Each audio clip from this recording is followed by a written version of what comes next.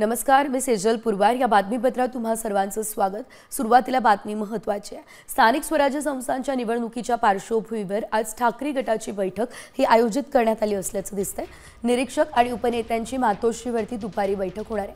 निरीक्षकांना सोपवण्यात आलेल्या जबाबदारीचा उद्धव ठाकरे आढावा घेणार आहे आणि पदाधिकाऱ्यांचं मार्गदर्शन करणार आहे. पालिका निवडणुकीसाठी उद्धव ठाकरे पदाधिकाऱ्यांना काय कानमंत्र देणार हे बघणं महत्त्वाचं आहे.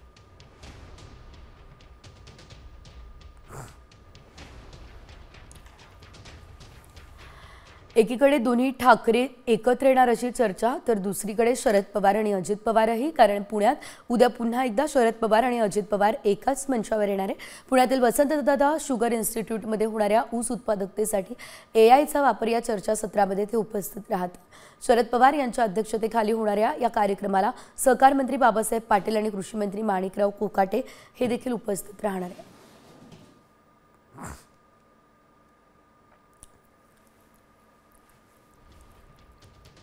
विधानसभा निवडणुकीवरून राहुल गांधींनी केलेल्या आरोपांना देवेंद्र फडणवीस यांनी लेखातूनच उत्तर दिलंय. ज्यांना जनतेने नाकारलं ते जनादेशाला नाकारतंय असं फडणवीस म्हणाले. जनादेश नाकारल्यास महाराष्ट्र माफ करणार नाही. विधानसभेचा पराभव राहुल आणि मित्र पक्षांच्या जिव्हारी लागलाय असा हल्लाबोल त्यांनी केलाय.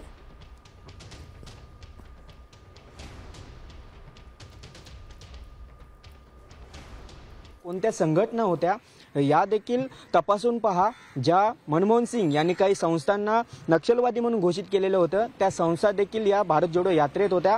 अशा पद्धतीचा गंभीर आरोप देवेंद्र फडणवीस यांनी त्यांच्या या लेखात केलेला आहे. याशिवाय राहुल गांधी यांनी जो आरोप केलेला आहे मतदारवाढीचा, त्या मतदारवाढीच्या आरोपावर देखील देवेंद्र फडणवीस यांनी उत्तर दिलेलं आहे.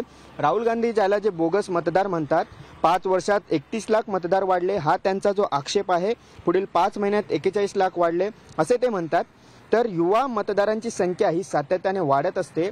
या 40,81,229 मतदारांपैकी 26,46,608 मतदार हे युवा मतदार होते. अशा पद्धतीचं उत्तर या ठिकाणी फडणवीसांनी दिले. जे राहुल गांधी यांनी आरोप केलेला आहे मतदारवाढीचा त्यावर त्यांनी हे उत्तर दिलेले आहे.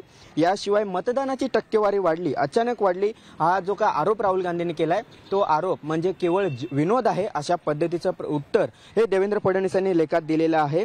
त्यांचं जे ज्या पद्धतीने जो आरोप केलेला आहे की हे मतदार टक्केवारी कशी वाढली आणि 5 ते 6 या एका तासात मतदार कसे वाढले हा एक आरोप केलेला आहे. यामध्ये कुठेतरी घोळ केलेला आहे अशा पद्धतीचा जो आरोप राहुल गांधी यांनी कालच्या लेखात केलेला आहे त्याला देखील फडणवीसांनी उत्तर दिलेलं आहे. ज्या पद्धतीचे जे काही आरोप करतात की त्याला उत्तर देताना फडणवीसांनी म्हटले की सायंकाळी 5 ते 6 ही सुद्धा मतदानाची वेळ आहे आणि 6 पर्यंत बूथवर असलेल्या प्रत्येकाला मतदानाचा हक्क बजावता येतो. ही बाब राहुल गांधींना माहीत नाही काय असा उपहासात्मक टोला आणि हा सवाल देखील फडणवीसांनी राहुल गांधींना केलेला आहे. याशिवाय आपण बघतो की कशा पद्धतीने आकडेवारी तर फडणवीसांनी लेखातून उत्तर दिलं आहे. तर जनादेश नाकारल्यास महाराष्ट्र माफ करणार नाही असं सुद्धा फडणवीस म्हणालेलं आहे. आणि या संदर्भातली सविस्तर अपडेट आपण आमच्या प्रतिनिधींकडून जाणून घेतली आहे.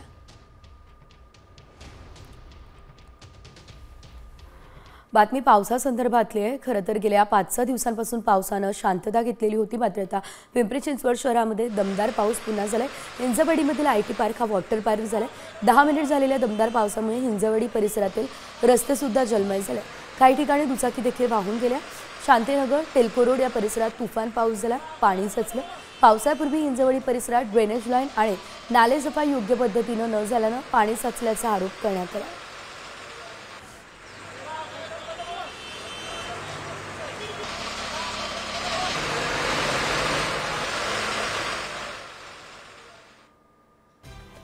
तर रिमझिम पावसात गौतमी पाटीलनंही डान्स केलाय. तिने डान्सचा व्हिडिओ शेअर केलाय. यामुळे पावसाळ्यातील गौतमीचा हा डान्स पाहून चाहते खुश झाले.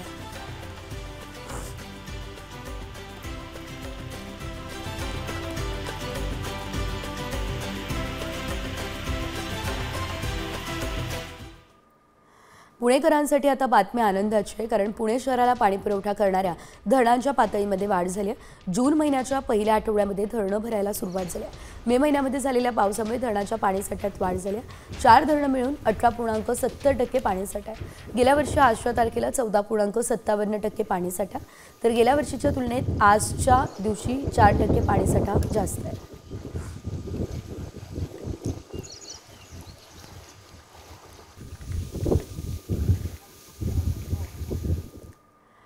तुम्ही कधी झाडातून पाणी येताना पाहिलंय का? एक व्हिडिओ व्हायरल झालाय, त्यामध्ये झाडातून पाणी येत आहे. पाणी येत असल्यानं लोकांची झाडाची पूजा यावेळेस करण्यासाठीची लगबग दिसते. त्यांनी ही पूजा केली आहे सुद्धा. हा चमत्कार आहे असा दावा केला जातोय. पण खरंच हा दैवी चमत्कार आहे का, याची पडताळणी आम्ही केली आणि काय समोर आलं बघूयात. हा व्हिडिओ पहा. झाडातून चक्क पाणी वाहतंय. त्यामुळे लोकांनी हा चमत्कार झाल्याचं म्हणत झाडाची पूजा केली आहे. झाडाला हार हळद कुंकू लावून झाडाचं पाणी प्राशन केलंय. हा व्हिडिओ आता तुफान व्हायरल होत असून दैवी चमत्कार झाल्याचा दावा करण्यात आलाय. झाडातून निघाला पाण्याचा झरा. झाड रडू लागल्यानं झाडाची पूजा. व्हायरल व्हिडिओ मागचं सत्य काय?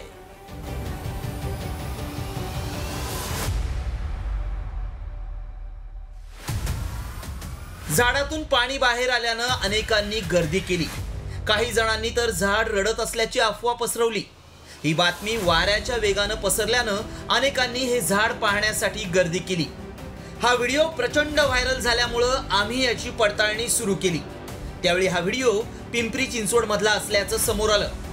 पण पुण्याला शिक्षणाचं माहेरघर म्हटलं जातं आणि तिथं अंधश्रद्धेला खतपाणी घातलं जातंय हे गंभीर आहे. आम्ही याबाबत आणखी माहिती मिळवली. याबाबत झाडाची तपासणी करणाऱ्या पिंपरी चिंचवडच्या अधिकाऱ्यांची भेट घेतली. सत्य परिस्थिती अशी आहे की सदर झाडापासून समोरील सोसायटीचे सर्व्हिस कनेक्शन जात होते. ते कनेक्शन तुटल्यामुळे सदरच्या कनेक्शनमधून पाणी झाडाच्या मुळाच्या इथे बाहेर येत असताना झाडाच्या पोकळीतून त्या पाण्याला दाब असल्या कारणाने वरून पाणी वाहत होते. त्यामुळे तेथील लोकांना तो दैवी चमत्कार वाटला. परंतु त्यात तथ्य तसं काहीच नाही आहे. तर ते एक कनेक्शनमधून पाणी झाडाच्या पोकळीतून वर येत होते. त्यावेळी आमच्या पडताळणीत काय सत्य समोर आलं पाहूया.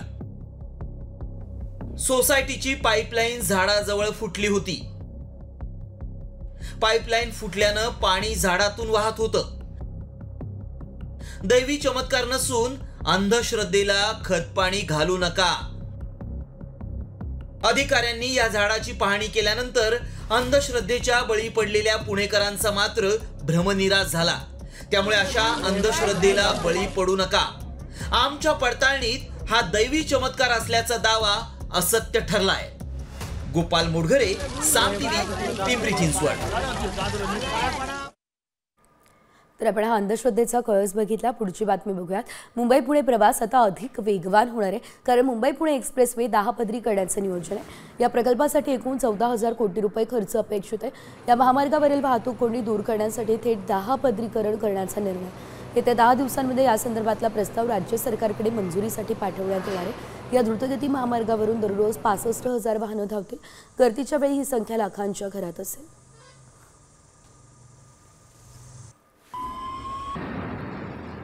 दारिद्र्य निर्मूलनाच्या प्रयत्नांमध्ये भारतानं मोठी झेप घेतली आहे. देशातील 27 कोटी नागरिक अत्यंत गरिबीतून बाहेर आले. जागतिक बँकेच्या अहवालातून ही माहिती समोर आली. सरकारच्या कल्याणकारी योजनांचा हा परिणाम आहे असा दावा केला जातोय. यामध्ये पंतप्रधान आवास योजना, पंतप्रधान उज्ज्वला योजना, जनधन योजना, आयुष्यमान योजना यासारख्या योजनांचा समावेश आहे.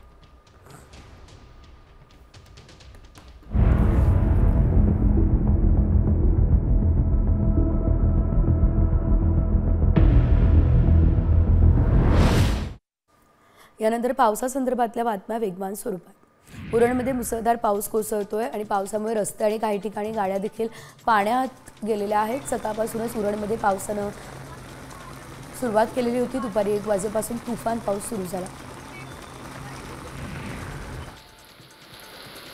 तब्बल 6 दिवसांच्या विश्रांतीनंतर रायगड जिल्ह्यामध्ये पुन्हा एकदा पावसानं हजेरी लावली. अलिबागसह माणगाव, नागोठाणे, पाली, म्हसळा, श्रीवर्धन, मुरुड या भागाला पाऊस झोडपून काढतोय. आजच्या पावसानं हवेत चांगलाच गार.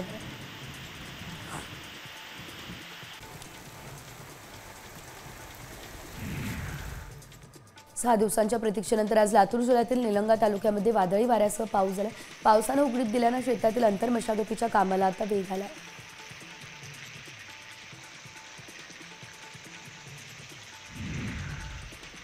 अवघ्या तासाभराच्या मुसळधार पावसानं कल्याण डोंबिवली महानगरपालिकेच्या नालेसफाईची पोलखोल झाली.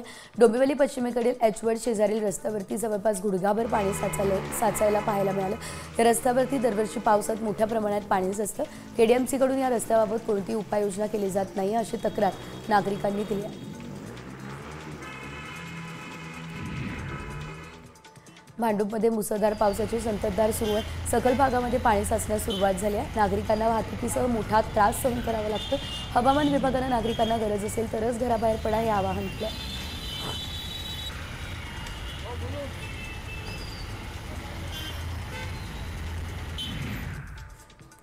आणि यानंतर पाहूयात राजकीय घडामोडी. मुक्ताईनगरमध्ये खडसेंचे निकटवर्ती आणि शरद पवार राष्ट्रवादीचे पदाधिकारी विनोद तराळ एकनाथ शिंदे गटात प्रवेश करणार अशी माहिती समोर आलेली आहे. शेकडो कार्यकर्त्यांसह शिंदे गटात प्रवेश करणार अशी माहिती सूत्रांनी दिली आहे. विनोद तराळ हे बाजार समिती सभापती खडसे समर्थक सुधीर तराळ यांचे भाऊ आहेत.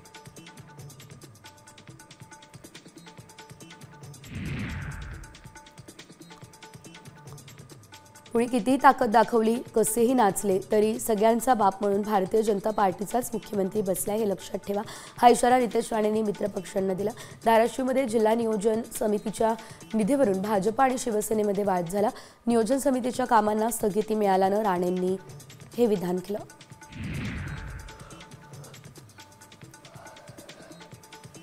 उद्धव ठाकरेंचा मुलगा पावसाळ्यामध्ये जेलची वारी करू शकतो हे मोठं विधान जे ते मंत्री नितेश राणे यांनी केलं. आदित्य ठाकरेंबाबत नितेश राणेंचं हे विधान आहे. तिनो मोरिया प्रकरणामध्ये होणाऱ्या कारवाया आणि या प्रकरणावरून लक्ष विचलित करण्यासाठी एकत्रीकरणाची चर्चा सुरू आहे असं ते म्हणाले.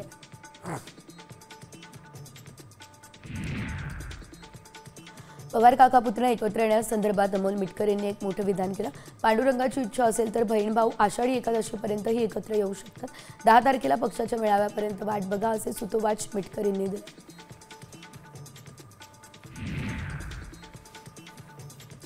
शिवसेना उद्धव बाळासाहेब ठाकरे पक्षात नाराजी नाट्य दिसते. चांदिवलीमध्ये 30 ते 40 पदाधिकाऱ्यांनी राजीनामा दिला. शिवसेना ठाकरे गटानं नव्या शाखा प्रमुखांची निवड केली आहे. जुन्या शिवसैनिकांच्या ऐवजी भाजप आणि इतर पक्षातून आलेल्यांना पद दिल्यानं नाराजी नाट्य पाहायला देखील मिळत आहे.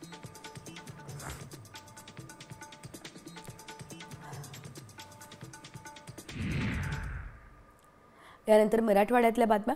धाराशिवमधील मत्स्य व्यवसायाला चालना मिळणार आहे अशी घोषणा मत्स्य विभाग आणि बंदरे विकास मंत्री नितेश राणे यांनी केलं असल्याचं देखील पाहायला मिळतंय. मत्स्य व्यवसायासाठी भाजप कार्यकर्त्यांना प्राधान्य देण्याची देखील मागणी करण्यात आलेली आहे. जिल्हाध्यक्ष दत्ता कुलकर्णींनी ही मागणी केली. तिला मंत्री नितेश राणेंनी तात्काळ हिरवा कंदीलही दाखवला.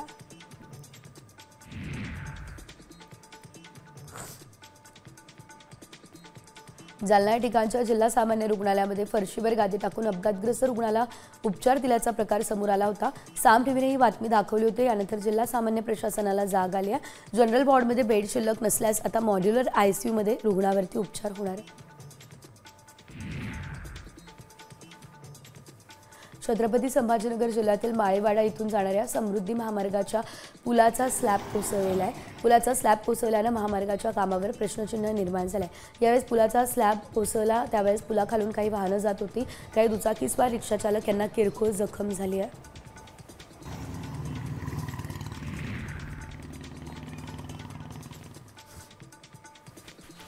परभणीमध्ये कोरोनाचा पहिला रुग्ण आढळलेला आहे. परभणीमध्ये डॉक्टरलाच कोरोनाची लागण झाली आहे. आरोग्य विभागाकडून कोरोना कक्ष सुरू झाले आहे आणि तपासण्यांसाठी सुरुवात झाली आहे.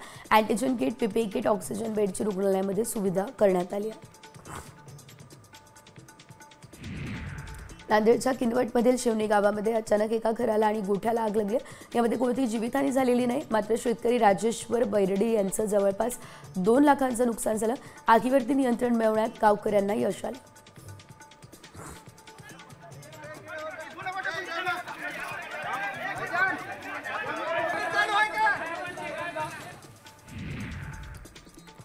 यानंतर बातम्या विदर्भातल्या. यवतमाळमध्ये 4 टवाळखोरांनी एसटी चालक आणि वाहकाला मारहाण केली आहे. यवतमाळ अमरावती मार्गावर झालेल्या या मारहाणीचा व्हिडिओ समोर आला आहे. एसटीला जाण्यासाठी रस्ता सोडत नसल्यानं एसटी चालकानं हॉर्न वाजवला. या कारणावरून समोरच्या टवाळखोरांनी एसटी रोखून एसटी चालक आणि वाहकाला मारहाण केली.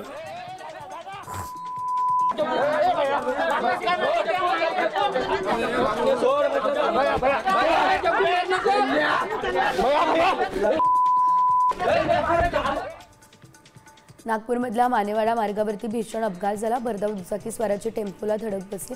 दोन्ही विद्यार्थ्यांचा मृत्यू झाला. केटरिंगच्या कामावरून घरी परतताना दुचाकीवरच्या दोघांचाही मृत्यू झाला.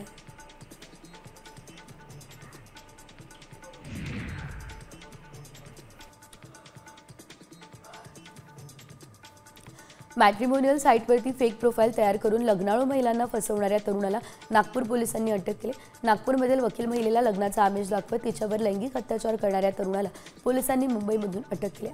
त्यानं या महिलेच्या भावाची आर्थिक फसवणूक केल्याचंही समोर आलंय.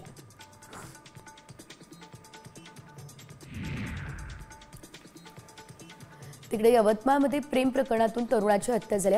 यवतमाळच्या संकटमोचन रोडवरची ही घटना आहे. सूरज घटाळे असं या मृत तरुणाचं नाव आहे. प्रेयसीच्या आधीच्या प्रियकरानं मित्रांच्या मदतीने या तरुणाचा काटा काढलाय. हत्येच्या घटनेचा थरार सीसीटीव्हीत कैद झालाय.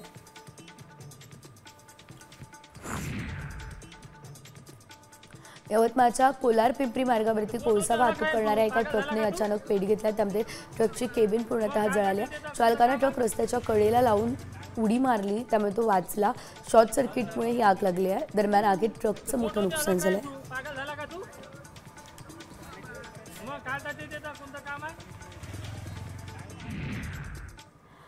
बातमी सांगलीमधून आहे. सांगलीच्या आमळापूरमध्ये मुख्य रस्ता गेल्या 4 दिवसांपासून पाण्याखाली गेलाय. गेल्या 5 महिन्यांपासून सुरू असलेल्या ओढ्याचं काम देखील रखडलं असल्याचं आपल्याला पाहायला मिळतंय. तर बांधकाम विभागाचं मात्र याकडे दुर्लक्षच आहे. ही परिस्थिती त्यामुळे निर्माण झाली असा आरोप आहे. शेतकरी विद्यार्थी महिलांना पाण्यातून जीव धोक्यात घालून प्रवास करावा लागतो.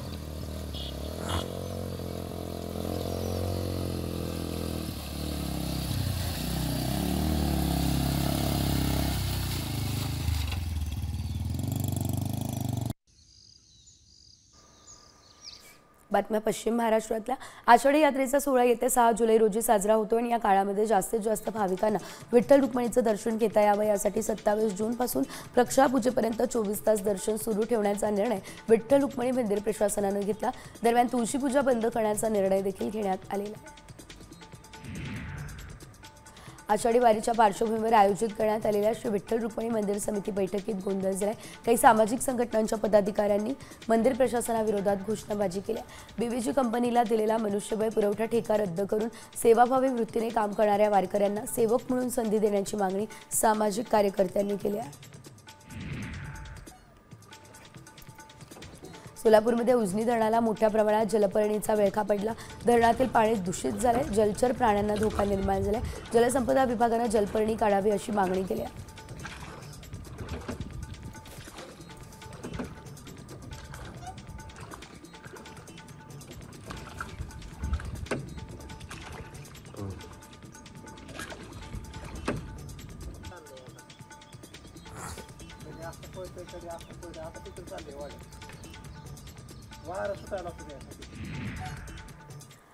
उधारी थकवली असेल तर काय होतं याचा अनुभव अनेकांनी घेतला असेल. मात्र नांदेडमध्ये उधारीवरून दोस्तीत कुस्ती झाली. मित्राने उधारीचे पैसे परत केले नाही म्हणून एकानं चक्क नवी कोरी इनोव्हा कार जाळून टाकली. पाहूयात या संदर्भातला रिपोर्ट. मित्राकडून उधार पैसे घेतले,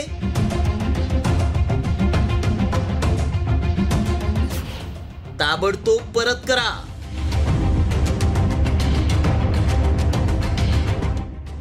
जर तुम्ही तुमच्या मित्राकडून उधारीवर पैसे घेतले असतील तर आज आत्ता ताबडतोब पैसे परत करा, अन्यथा तुमच्या गाडीची अशी अवस्था होऊ शकते.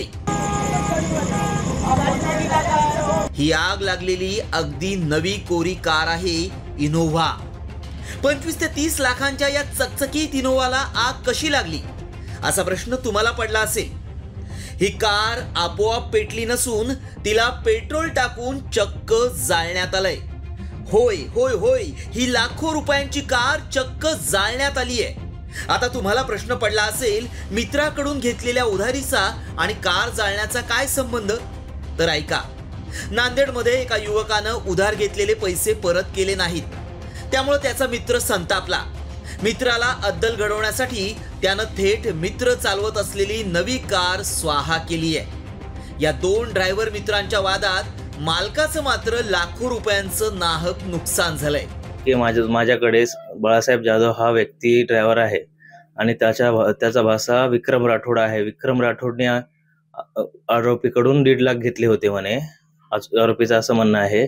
आणि बाळासाहेब जाधव यांनी हमी घेतली होती की तो पैसे नाही दिले तर मी देईल. आता ते त्यांचं पैशाचं काय व्यवहार आहे की त्यामुळे माझी गाडी इथून नेलेत सर त्यांनी आणि चोरी करून जळवून टाकले. गाडी मालक मंजित पवार यांच्या इनोवा गाडीवर सध्या बाळासाहेब जाधव हे ड्रायव्हर म्हणून काम करत होते.